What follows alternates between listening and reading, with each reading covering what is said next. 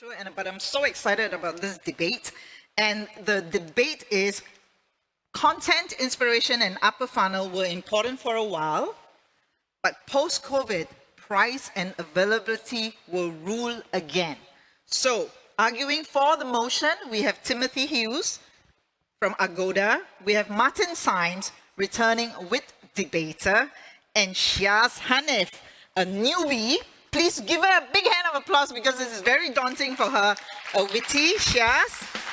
And arguing against the motion, we have Shyn Yee-Ho Strangas from Expedia Group, we have Chong from GlobalTix, and we have Timothy O'Neill Dunn from T2 Impact.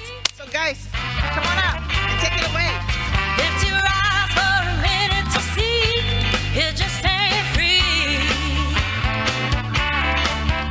Raise your chin from the chest, you know that love, it ain't your best. Lift your eyes for a minute to see, it just ain't free. Okay, so who wants to go first? The proposers go first. Okay, all right, Syaz, go first. All right. And times, can we have the timer? 3 minutes each? Be flexible. Don't start first, ah. Okay, we need the timer. Okay, here Three we in a go. bit. We got Three it. in a bit. All right. Once upon a time, long before the era of COVID, and right after the last global financial crisis, there was a wide-eyed, innocent girl who wanted to inspire people to travel responsibly, sustainably, and to give back to the local communities that they visit. Now, she and her business partners decided to create content for travelers to inspire them and to join in their vision. But inspiration wasn't enough for their audience. The prices they pay for sustainable travel and being responsible to the local visitors, to the local communities was just too high. Booking conversions dropped and investors cashed out from their business. And just like that, she learned that it was all about price and transactions. And then she came to where she was first inspired by the community you see here and by seasoned mentors you see on stage. She joined the WiT team to inspire other new startups in the industry. And then again, this was where she learned that transactions mattered. Event registrations were driven by the price of conference tickets. Sponsors wanted to know how many prospects they had in the audience before they actually committed to sponsorship deals with WiT. It seemed less about the inspiring content that the WiT team was putting together and more about the ROI and numbers that they could achieve. And on the WiT stage, we kept seeing war between OTAs, travel suppliers, and search giants constantly raging with comments about price comparison, search algorithms, all in the fight for booking numbers. Let's fast forward a few years, and then COVID came. And suddenly, the conversations that this girl was hearing about was no longer about who's searching, where are they booking, and how much are ticket prices. They were now about how businesses were creating content and engagement to inspire travel ideas. Travel and tourism companies worked really hard to stay relevant and to engage with an audience who now had no reason whatsoever to be searching or booking travel plans. And WiT, for the first time ever, held regular virtual webinars that were free for all and became a beacon of light for the industry. They were basically an inspiration. But the tide is turning again. Just yesterday, we heard on stage how Japan's Reiwa Travel believed that one of the best ways to engage with Japanese millennials is to create price promotional campaigns to drive transactions. It's no longer about inspiration. And to one of my opposition there, CC, if price and availability will not rule, then why would the GlobalTix website advocate selling more tickets in less time and promising your merchants access to a worldwide travel agent network? Hypocrisy. Come on, guys. Let's get real. The world is healing and travel momentum is picking up. Just this morning, John Brown was saying that people don't change. They will revert to who they're used to being. Price and availability will rule again. We're only just getting started. May the force be with all of you. May the odds be ever in our favor. And let the games begin. Okay, next one. Who's next? Me, up Okay, next. Cici, go. Okay, First and Hypocrite. foremost, I would really like to thank the WiT team for bringing me back to this debate because I lost every single of the debate round. And it's because I was on Timothy's team. So today we're going to break record, right? It's either he break the record or I'm going to break the record. And my team promised that they will pull me through. So let me share a little bit about my COVID experience. The first few weeks of lockdown was actually pretty good. I get to spend more time with my wife, my kid, I get to exercise. Working from home isn't that bad, right? But when the lockdown drags on, I almost went crazy, right? I really want to get out of the house. I really want to just travel. And even the relationship between me and my wife was strained. And now, I can't wait to bring her out on the next trip. It's like pressing the reset button. So am I going to stinge on the next trip? Of course not, right? So what has COVID made us realize? It is that travel is essential to our mental well-being. Why is it so? That's because when we travel, we get to see things, we get inspired, but more importantly is that we get to recharge ourselves. It's never about price, come on, right? It's never about price. Of course, we do have travel budget. And when the price of the same product, if the price is different, of course we'll buy it whichever is lower. But that's not the reason why we travel, right? So, if you need to drive people to your website versus another OTA, if you need, or why someone choose a destination over another destination, or why would your customer choose your hotel or your attractions versus your competitor? If you think that price is going to solve everything, I think you're going to be very disappointed. Because end of the day, your website still needs to inspire, right? And post-COVID, it's all the more important. Yesterday, Google, Hermione from Google Travel, says that searches for 5-star hotels is way higher than 3-star hotels. And in her own words, Because they're cheap. the consumers are ready to spend. So, my dear friends on the other side, We're not yours. please stop commoditizing our beloved travel, right? Come on, join over this side. Together we can embrace the romance of travel, right? Don't believe you. Continue to inspire us with quality content so that we can dream about our next wonderful trip. And to the dear audience, please vote for my team so that I can continue to dream about coming back to the WiT debate the next year. Thank you.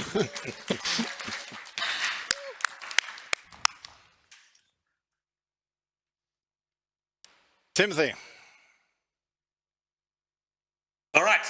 Now, there is no way we can trust technology companies to drive inspiration.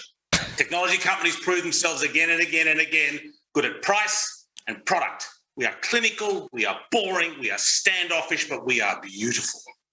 Let's take Apple as the classic example.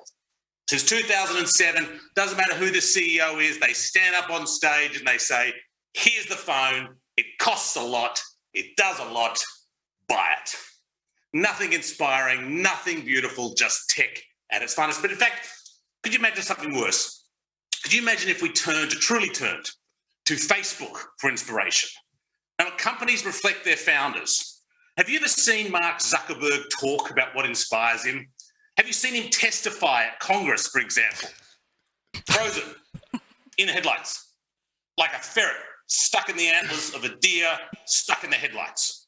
He's a human algorithm come to life, completely and utterly uninspired. Could you imagine the exchange between him and Congress about travel? Mr. Zuckerberg, as the chairman of the committee, I put it to you that you are unable to recommend an enjoyable, functional, and inspirational travel experience. Well, Mr. Chairman, our internal compliance algorithm team assured me that fun can be held with a platform approach to a swimming pool, a swimsuit, and a margarita. Can you imagine even further if this robot recommendation from Mark was added to some of that conspiracy magic that you see on your drunk uncle's Facebook feed? Mr. Chairman, I'm reliably informed by your Uncle Gary that the best margarita actually has a rim dipped in invermicin and hydroxychloride, and it's served by a man in a Charmin outfit. We cannot trust this crazy algorithm, these crazy weirdos. Getting inspiration from Mark Zuckerberg is like getting a haircut from a Dyson vacuum cleaner. Complicated to put together, easy to use, technologically amazing, but the results are not that good for those who want to keep their hair. Maybe instead, we turn to the true crazy king of tech for inspiration. We turn to Elon Musk, the Hyperloop guy, the electric car guy, the mini submarine guy. But he's kind of the closest thing we have to a supervillain in tech. His inspiration will be this. We fly to an isolated underground lair on a self-sustaining electric plane. We sit by a piranha tank, but by magic, we're drinking margaritas with 0 calories. It's fantastic. Tech does what it does best. Smooth, sleek, choice, price, and available. I'm going to leave my inspiration to the non-tech ways and not Mark Zuck's algorithm backed by my crazy Uncle Gary.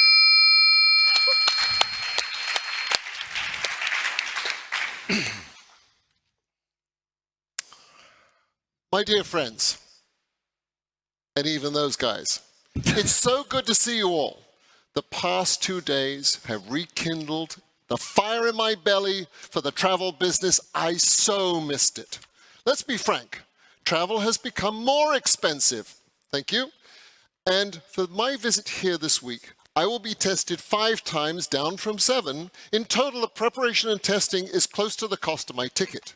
But I'm here against considerable odds to tell you that travel is in my soul. I'm here to make connections.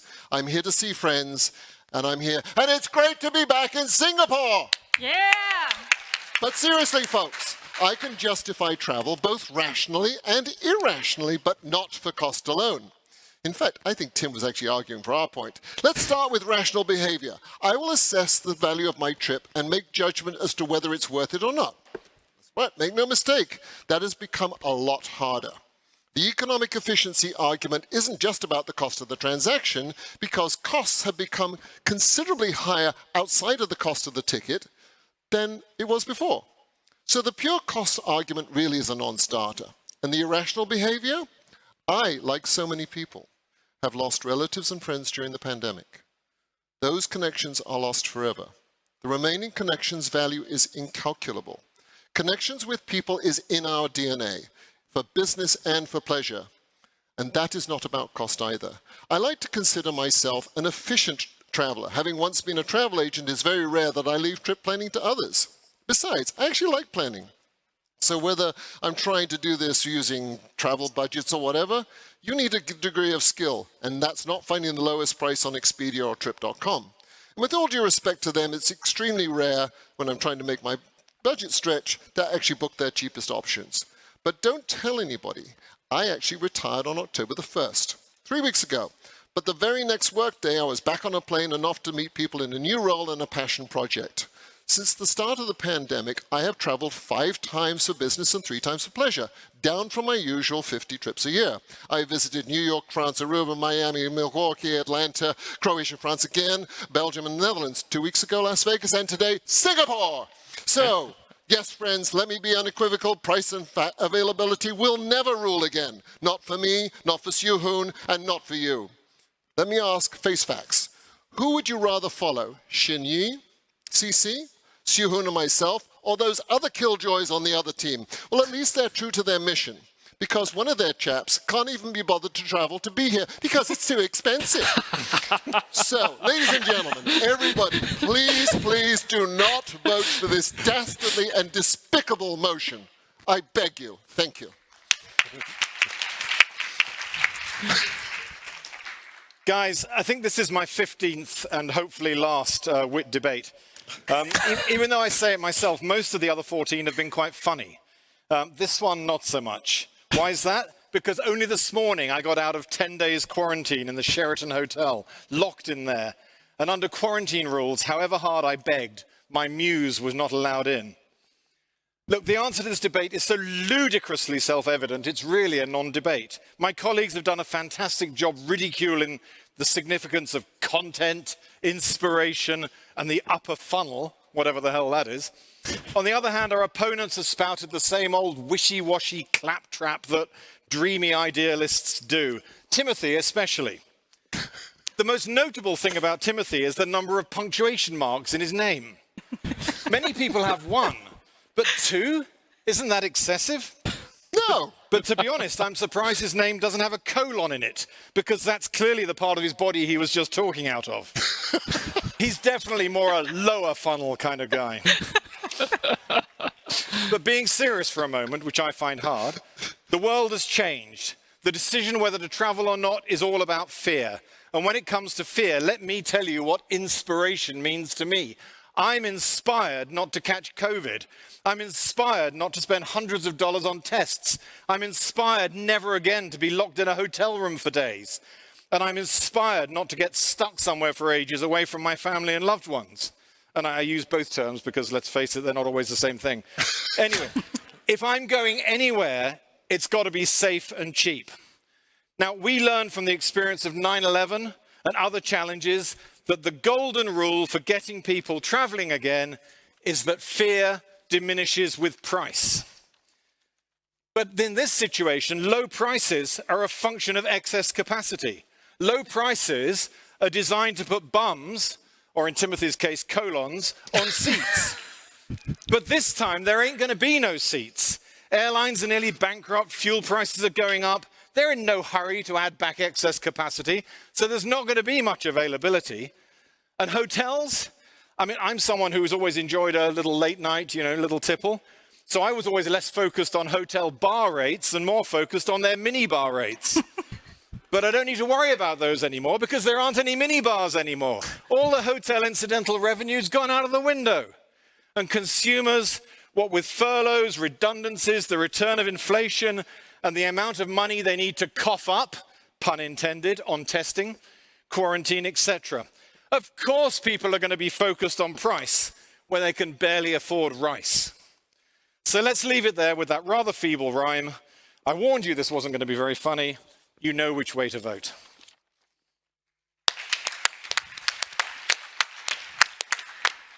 To support this motion is to support something that is fundamentally incorrect. There is no post-COVID. COVID is here to stay, and it has done a hell of a job reminding us of that every day. The fact that our worthy opponents have laid out all their arguments in support of a fallacy simply shows their perspectives are not rooted in reality. Ladies and gentlemen, hand to heart. How many of us here have been lamenting about travel restrictions in the last 20 months? And how many of us have jumped on the opportunity to book yourself on a flight on a VTL despite tickets being exorbitant? It's surely not due to the lack of cheaper alternatives.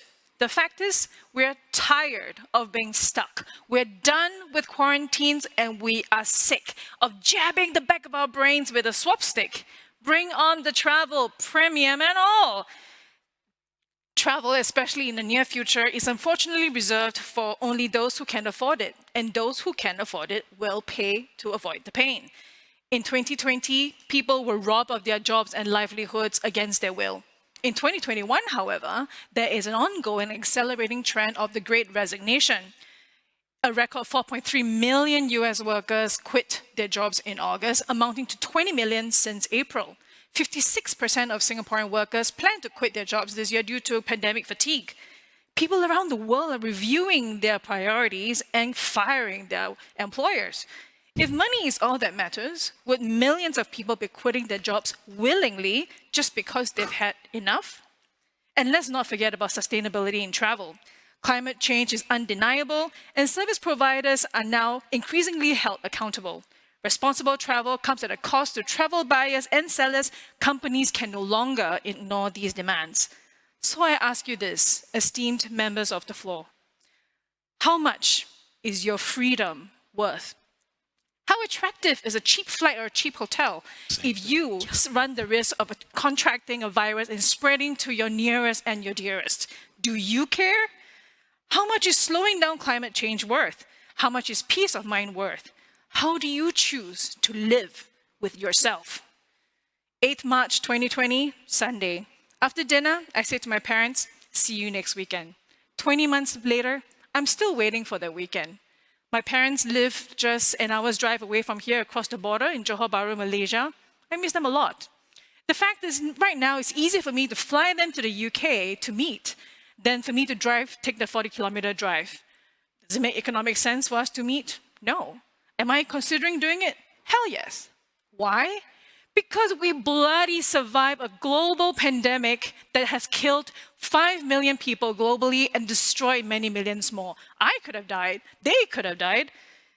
We have all undergone the heartache of being separated from the people we love, the misery of isolation. So does price matter? Sure. Availability? Sure. Will it rule? Absolutely not. Okay, wait. It must not. Timing matters. Timing matters. So I'm here. All right, and I understand here. Big round of applause to our debate. And we have triggered the poll for the virtual audience to vote and for you to vote. But in this room, we're going to use the old-fashioned meter. Okay, so whoever claps the loudest wins. All right, so it's basically price or inspiration. So those who vote for price. Don't be on the dark side.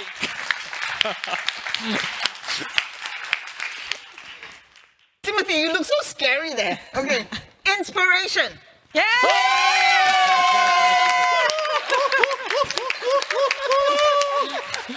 Okay, I think we have the result. I mean, Timothy Hughes, you're always on the losing team, but you know. But it's fantastic. So thank you to our debaters. You know, they always add magic to it. Thank you so. Why am I wearing a mask? Thank you. Thank you. All right.